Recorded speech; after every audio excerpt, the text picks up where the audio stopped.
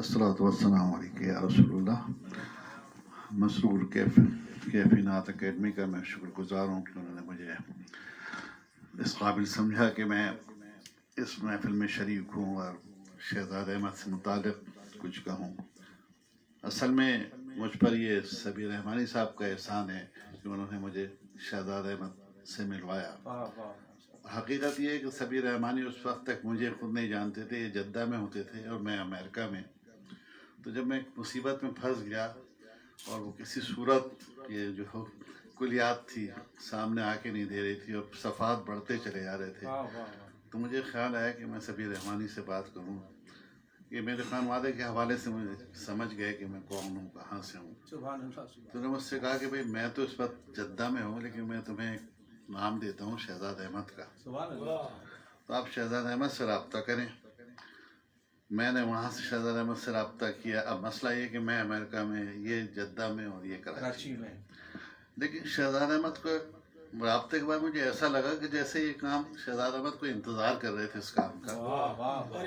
और ये भी मुझे हैरत हुई कि उस दौरान उनका एक्सीडेंट हुआ।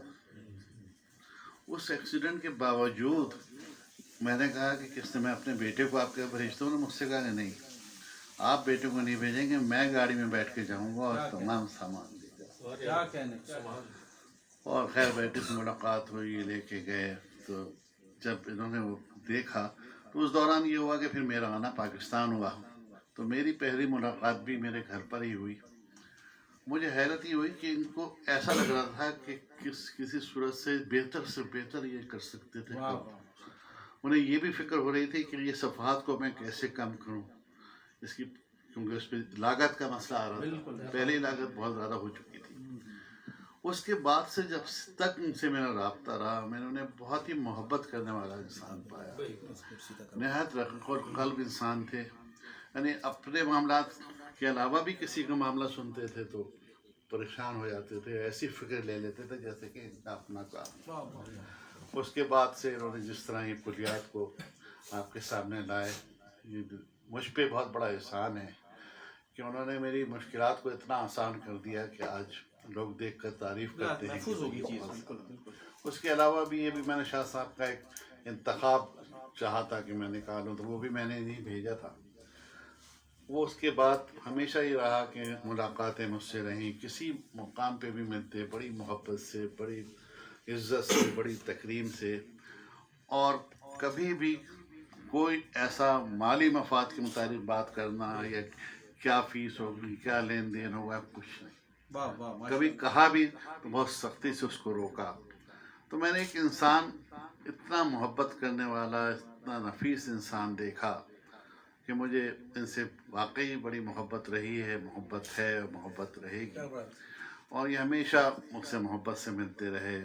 जब भी कोई काम कहा, और जैसा मैंने जितनी भी भर महफिल में इन्हें देखा, वाकई सबीर रहमानी ने सही कहा कि इतना तारी हो जाता था इन पे, कैफियत ऐसी तारी होती थी कि जो सामने या बराबर में बैठने वाला है उस पर भी उस कैफियत का असर हो जाता था। क्या कहने निहायत मोहब्बत से और बहुत ही यानी रग़बत से और तवज्जो से कलाम को सुनते थे।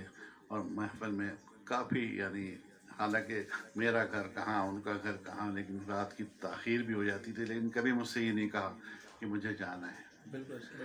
बड़ी मोहब्बत से शरीक हुई। हद तो ये कि जब कुलियात की रुनुमाई का वक्त आया तो आप इस फर्स्ट फ्लोर पे था अल महमिल में। तो मैंने कहा शहजाद साहब आपके लिए तो मसला होगा। कहने का नहीं, इस मसला हो या कुछ भी हो, आपको मुझे वहाँ बुलवा के ऊपर चढ़वाना है। तो मैंने कहा ये मेरी जिम्मेदारी है। तो खैर ये तशरीफ़ ले आए फर्स्ट फ्लोर पे। कुछ लोगों ने इनको कुर्सी पे बिठा के ऊपर पहुँचाया और इन्होंने जो पूरी शाह साहब से मुतालिक जिनकी जो मालूमात थी, इनकी जो शाह साहब से इनकी मोहब्बतें रही थी, उसका जिक्र किया। उसी मोहब्बत, तो शायद उस मोहब्बत के एवज़ ही मुझसे मोहब्बत करते थे ये शाह साहब से। और सबीर रहमानी का यकीनन इसमें हाथ रहा है कि उन्होंने जो तारुफ़ बताया उनको उसी निस्बत से वो हमेशा मुझसे मिलते रहे। और मुझे अब ये खुशी होती है कि जाने से पहले उनसे मैंने मुलाकात की। मेरा तो वहम गुमान में भी नहीं था कि ये बीमारी इतनी बढ़ जाएगी। और उस वक्त तक वो कुर्सी पे बैठकर काफ़ी देर मुझसे बात करते रहे और बहुत खुशी का इजहार किया। تو ایسا نفیس انسان جو حب رسول، حب صحابہ، حب اہل بیت میں ڈوبا ہوا ہو، سبحان اللہ سبحان اللہ. اور وہ اس سے قطع نظر کہ کون چھاپ رہا ہے، کس کی کتاب ہے، اگر کہیں بھی کسی کی ایسی مجبوری دیکھتے جہاں ٹیکنیکل بالکل ایسا ہی. توجہ دینے کی ضرورت ہوتی تھی، جس طرح سے ان کے نو کو پرکھ کو سنوارتے تھے، لحاظ سے توجہ کی ہوتی. کبھی بھی میں نے نہیں دیکھا کہ انہوں نے کوئی چیز ایسے دیکھی ہو، بلکہ ایسا لگتا تھا جب دیکھنے کے بعد واپس کرتے تھے تو لگتا تھا کہ کتنی یعنی گہرائی سے انہوں نے اس کو دیکھا ہے، کتنا وقت دیا ہے اس پہ. تو ویسے تو وہی بولنے کے لیے بہت کچھ ہے، کہنے کے لیے بہت کچھ ہے، لیکن ایسے انسان صدیوں میں پیدا ہوتے ہیں، ان کی کمی ہمیشہ محسوس کی جائے گی اور ہم ان کو ہمیشہ یاد رکھیں گے. اور باقی ان کی ادب کی گفتگو ہے، نعت کی گفتگو ہے، وہ کرنے والے بہت یہاں موجود ہیں. جو میرا ذاتی تجربہ تھا وہ میں نے بیان کیا، جو ذاتی تعلق تھا وہ میں نے بیان کیا. اللہ تعالیٰ شہزادہ احمد صاحب کے درجات کو بلند فرمائے، ان کے رواحقین کو صبر جمیل عطا فرمائے.